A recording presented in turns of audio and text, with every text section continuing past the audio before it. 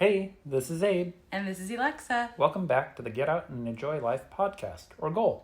Today we're talking about what we've done in Milan. So, in our previous episode, we talked about how we were going to go visit the largest outlet mall in all of Europe, which was Alexa's big highlight, is what she was telling me. Yeah, so during this whole trip, I have not really bought anything. Usually when I travel, I'll buy maybe some clothes or some shoes, or I'll buy like a souvenir usually. But we've only bought one souvenir, which was a magnet. Yeah, it was a lemon magnet in Sorrento. Yeah, just to, kind of mark our travels. We'll use that, definitely. But I've been trying to be more minimalist in what I get, and I'm really interested in just getting things that bring a lot of value to my life and things that I can use over and over and over again. And so I knew in Milan I wanted to buy like a designer piece of some kind. And I didn't have anything really set in my mind. I had a couple things I've liked and seen, but really going to these outlets was very exciting for me. Yeah, and we had talked about it prior to going on the trip, actually, because the outlets are pretty far away from the Milan in general. It's like a 2-hour, hour and a half drive, depending. Yeah, and so we actually talked about renting a car. Yeah. And so before this trip, we actually went and got an international driving permit to prepare us if we chose to drive a car here, which we thought we might. But it actually worked out that there was little shuttles going to this outlet. Yeah, and just to give a little backstory, an international driving permit is actually just an extension of your driver's license, because so whatever you're licensed to drive in wherever you live, that's what you can drive in the international areas. So I like if we wanted to drive a moped, we couldn't, because we don't have a driver's license to drive a motorcycle in the United States or in Washington. So we could only drive a car here. Yeah, so anyways, like I said, it worked out. We actually didn't need to get a car. So I was looking online and I was looking up the outlets, and they actually have a partnership with a couple different companies to bus people there. And it takes about 2 hours to get there. Yeah, and it took 2 hours, I think, partially because we had to go pick up everyone. We only picked up 2 stops. Yeah. It was a double-decker bus too. Yeah. And it had you went up the stairs. We sat on the top, went up the stairs to the top, and the AC worked well in this first bus. Yeah. It actually worked so well we turned off our vents. It was really nice. Yeah. It had the tray table that came down on an airplane. Yeah. It had a little place where you could put your stuff right under the tray table. So it was really nice. Yeah, and one of the things I'd never thought about was on these double-decker buses, people were sitting up in the front, and it's actually a whole windshield up there, if you were driving the bus, right? Yeah. But we tried to sit up there on the way coming back, but it didn't work out. Yeah. But yeah, on the way there, we just ended up It was really smooth. Yeah, it was smooth. Yeah. I ended up just reading on my Kindle, and I listened to a podcast and some music. But what's really interesting that I noticed is anytime we have left a major city, the kind of main town, there's always a fee to get in some kind of what do you call that? A toll bridge? Like a toll to get into the city. And then once you leave that area, it's all agriculture and just flat land, basically. It's not like the United States where it turns into suburbs, really, you would think. Yeah. It's just straight farmland after that. Just all green fields and very sparse houses with a couple of trees around the houses. Yeah. It's very picturesque. Yeah. It was really nice. So anyways, we get to the outlets and they drop us off, and I think we got there around maybe 11. We got picked up at 9, so. 10, 11. So 11 or so. And then they were going to pick us back up at 4:15. So we had some time there to kind of walk around. We actually got there 50 minutes after it opened. So there weren't a lot of people. No, there weren't. And it was hot already. It was really hot. It was in the upper 90s. Yeah. And when we first walked in, and before you even actually walk into the mall, the outlet mall, there is a map, a layout of the map. It gives you a little, almost like like a little diagram, like a little model almost, but layout of the stores. And you had wanted, where did you want to go again? I had like already planned this out and looked up all the stores. Why I was drawn to this outlet is because, I don't know, online people said this is like a must-see type thing. Also, it has I want to say 230 plus stores, which is probably one of the biggest outlets I've ever been to. Yeah. And it also has like really high-end designer outlets like YSL and Prada and Celine and Off-White and just all these really big brands. So I was hoping I would get a deal because online people were like, oh, you could get like 30 to 70% off a designer item. And so I think the first store we went into was Prada.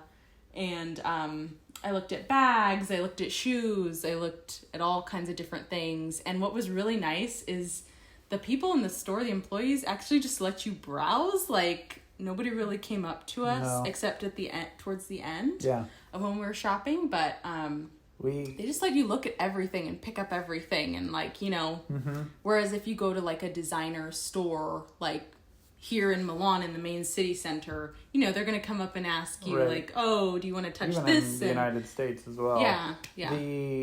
Most of the time outlet malls are like not covered, right? They're usually like a lot of times they're open space. So we were like, I mean, this whole shopping experience wasn't super exciting for me. I thought it was cool to go to the largest outlet mall in all of Europe, but like honestly, just being a guy that's not into fashion, it was kind of lackluster. It was just a whole bunch of stores out in the middle, really out in the middle of nowhere, because literally. We ended up kind of getting up a little bit high, taking an escalator up to cross the road, over road. It wasn't really an overpass, but bridge. And you could just see hills, like bare hills all the way around it. Is like the only big thing out there, it looked like. Yeah. And what's interesting is that, I mean, mainly for me, I was most excited to go to the high-end designer outlets, but they have a lot of stuff there that we have at home, like Nike, that was surprising Gap, to me like, as well. I don't even know what else. Converse, like McDonald's things that was there too. McDonald's was there. Starbucks was there. Yeah, the only Starbucks really we've seen in all of Italy.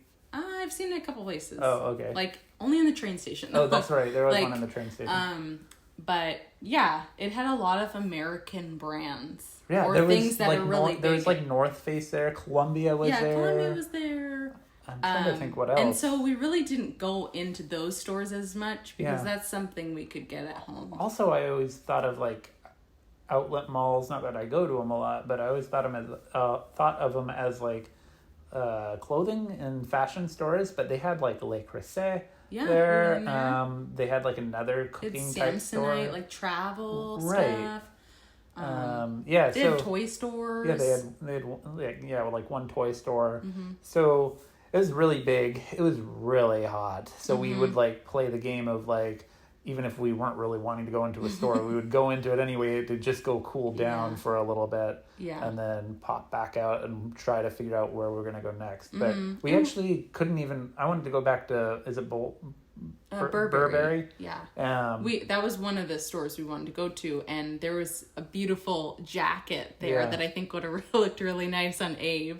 That was discounted, but expensive. It was $1,300, but it was discounted down to $800. But I'm like, I can't do it. I couldn't do it. Yeah, no, it's expensive, and I told Ava, I was like, if you're not like in love with the brand, or if it's not important for you to have this kind of jacket, like you can get it somewhere else for much cheaper. Go, like thrift it somewhere, or just buy a could just off name some other brand. Yeah.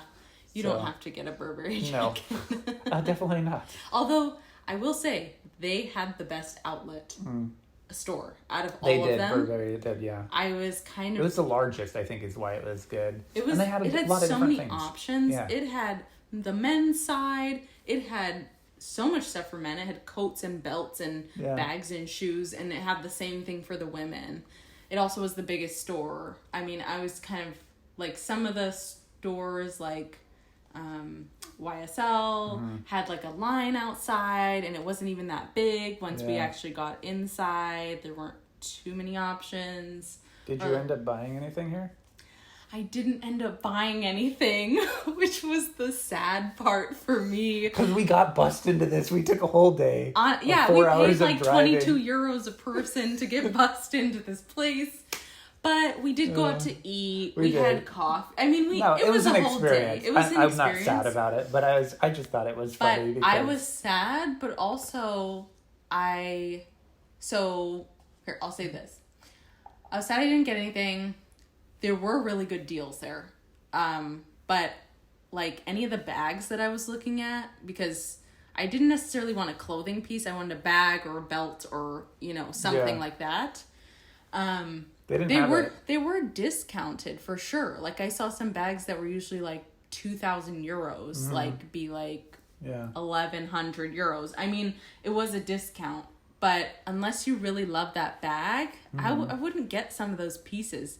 And some of them had like weird patterns, or they were a weird color or something like that. So it just wasn't worth it to me. And like I went into Celine, and I was really interested in getting like, for those who are into fashion, the Celine Triomphe like black belt. And I have no clue what that means.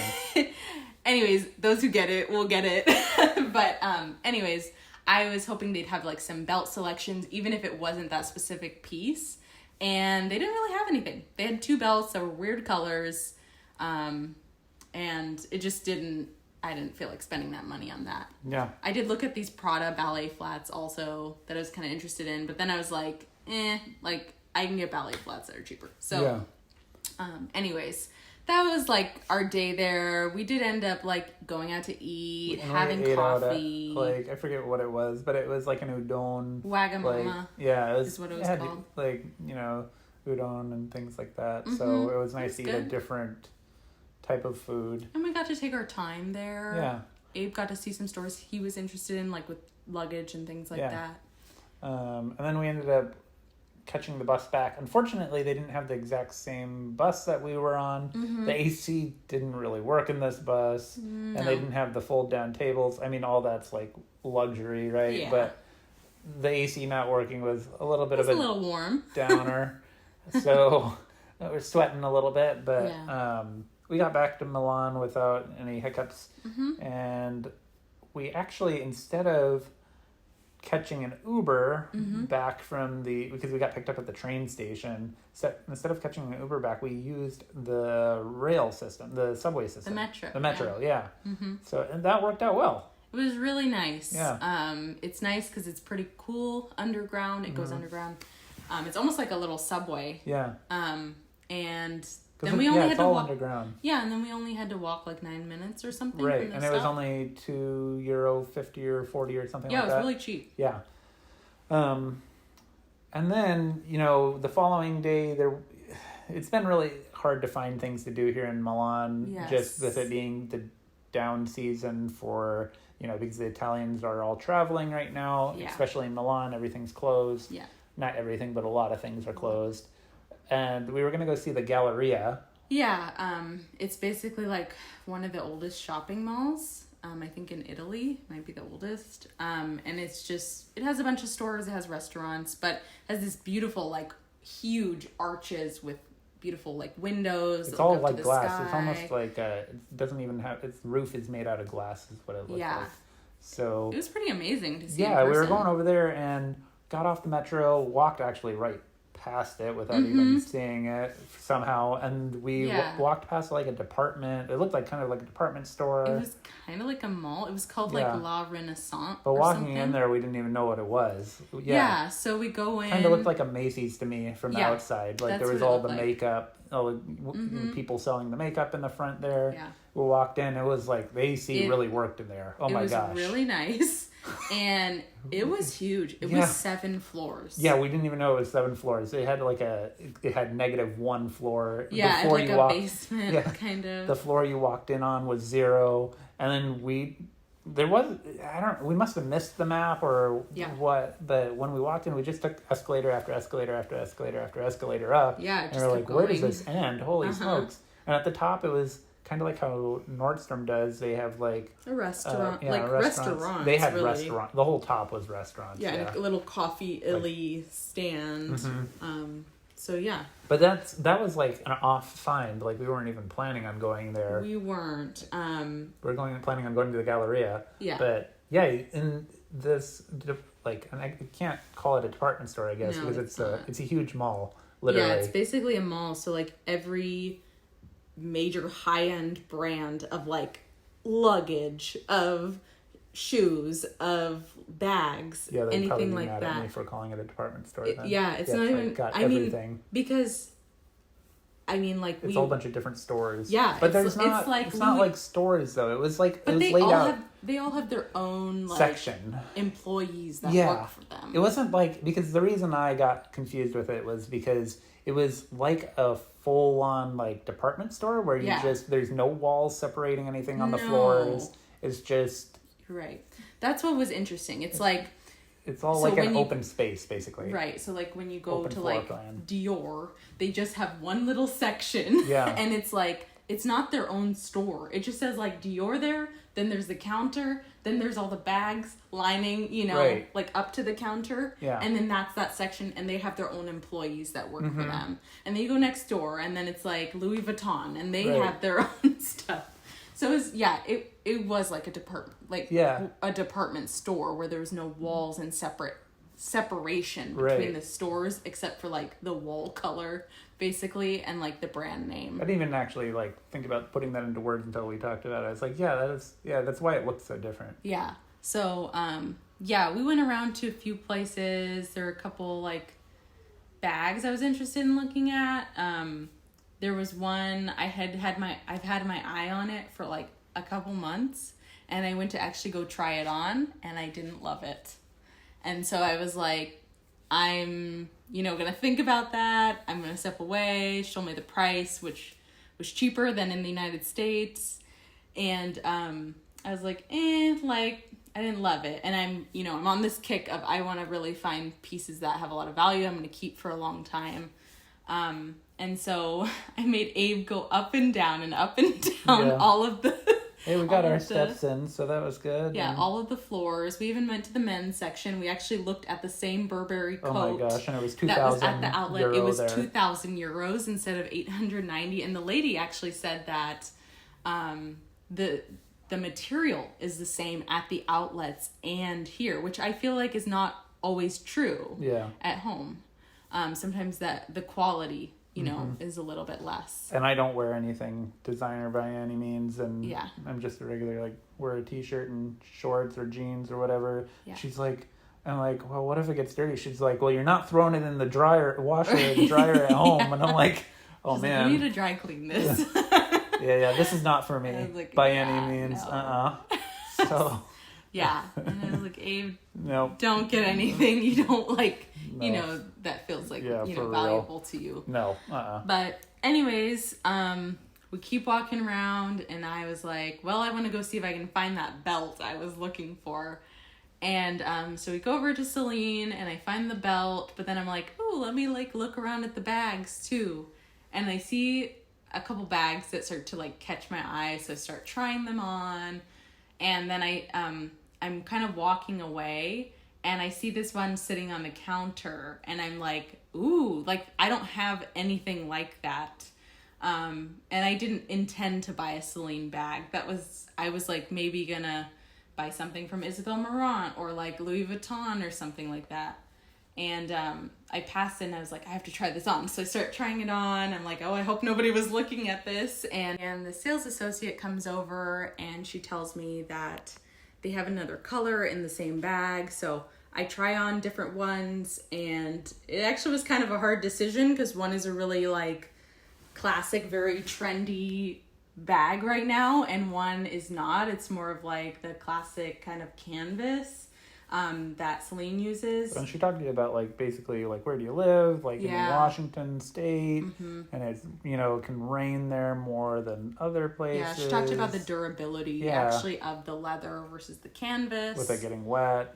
Yeah. And that's I think part of your reason of going with the canvas. Yes, and actually I already have a black bag that I really love that I know it doesn't look the same, but I don't really personally want like bags in the same colors because that's kind of how I differentiate like what I use. And anyway, so I tried them on, really loved it. I asked her about the VAT tax refund.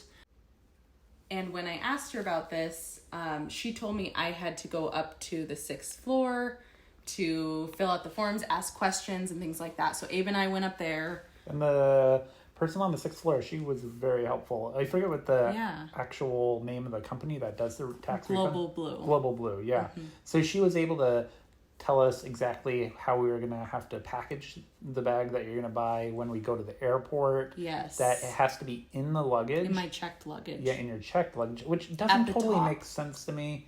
But it doesn't make sense to me either. I think the reason that she was saying checked luggage was because she said due to COVID, like, people used to get it checked. So prior to COVID, people used to get it checked, like, do the VAT refund after the TSA.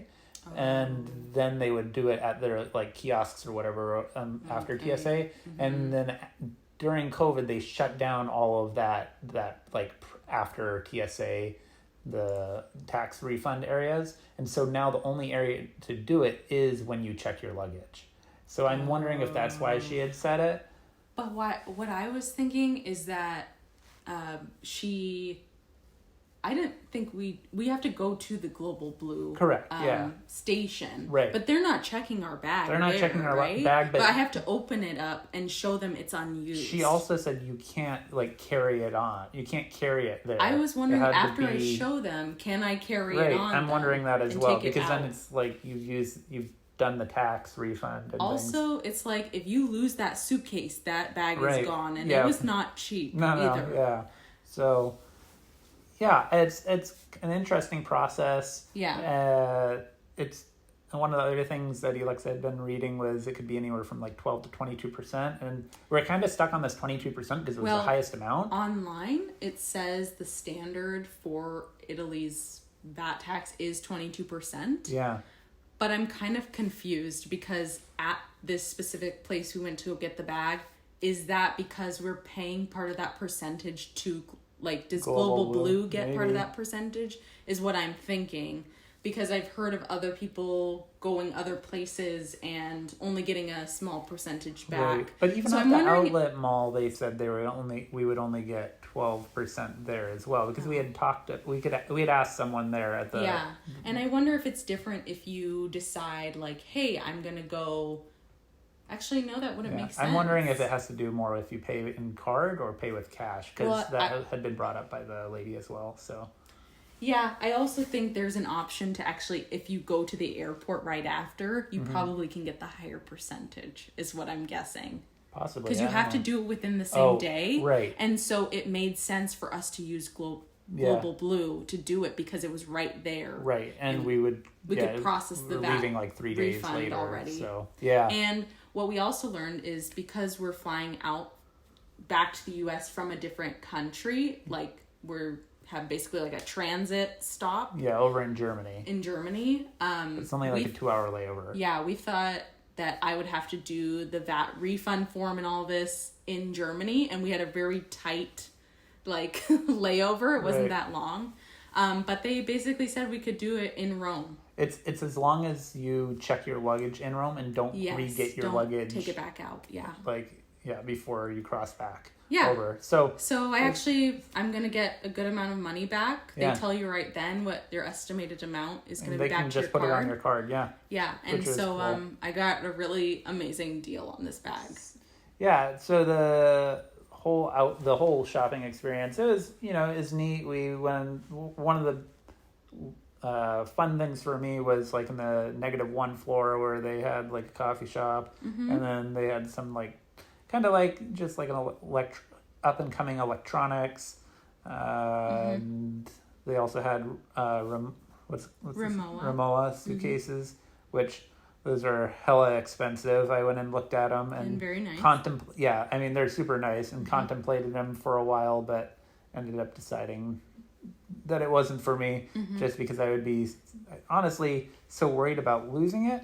And then also, it sounds like aluminum dents quite a bit. I mean, that's the whole purpose of the suitcases, because it'll protect your stuff. Yeah. But aluminum's a soft metal. The other thing that kind of, I thought about is when I was reading their online things, there's no Rimowa store located in Washington State. So I'd have to travel outside the state if I wanted to get it. Send it off. Yeah, I don't know if I can send it off. It said they don't receive things at the store, which I could look more into. But the other thing was they were talked about like, so it's good because like if you stay at these high-end hotels, then we'll come to the hotel to pick it up. Alexa and I are like economy people. I think like getting this suitcase would be like me trying to be like an upper class person. I honestly don't have the money to just like go and stay at these like high-end hotels, but also I'm more of a practical person, honestly.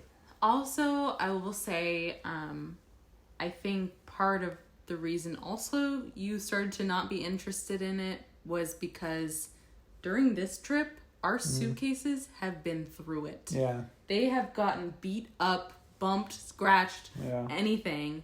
And I think you wouldn't feel that great about having such an expensive suitcase and having it get dinged up because the warranty did not cover scratches. No.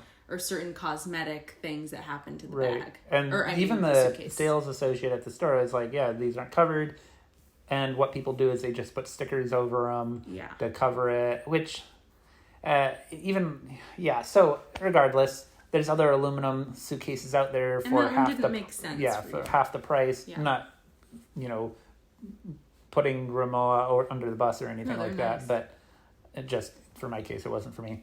So we ended up actually exiting the mall and like we forgot that it was like almost like 104 degrees, 102 degrees outside, hot, which it was really hot. And actually the sales associate had said this is the hottest it's ever been. Yeah. We're going to also go to the Duomo right across the street, but we're unfortunately not able to go in to the actual church because you're only allowed to go in there for masses and celebrations is what the security personnel said. Yeah. And you could go up onto the rooftop, but at that point we were kind of ready to go back to the hotel, so we caught the metro back and went back. But that has been the highlight of Milan, honestly. We're gonna go and maybe go to a spa later tonight, which was one of the things we had looked at prior. Yeah, it's like a full-on spa. You can be there all day. You can be there for 5 hours. It's open from literally 8:30 a.m. till midnight. Right. And they also offer massages. We're not doing that piece. They do salt. What's included is like pools, saunas, salt rooms. I think they also give you snacks while you're there and give you like a designated time when that happens. So we're excited to see what that might be about. Yeah. And then we fly out and then tomorrow. Well, no, we fly. Yeah. Yeah. Tomorrow we leave from Milan and we head to Rome just overnight and then we head home. Yeah. And actually we forgot that we were flying out tomorrow. We're going to go to Lake Como. And thank goodness Alexa remembered because we would have been in Lake Como and the hotel would have been like... I was like, wait, what's today? Friday? Oh, wait, we have a flight to catch tomorrow. We were too much in vacation mode and just like, sitting around. Yeah. And we got to get back to reality, unfortunately. Yes. So thank you again for joining us on Get Out and Enjoy Life, or GOEL podcast. And we hope you get out and enjoy life in your own way, whether that's getting out in your neighborhood, seeing friends, traveling, whatever it means to you. We hope you continue to join us on our journey. And we'll see you on the next episode. Bye.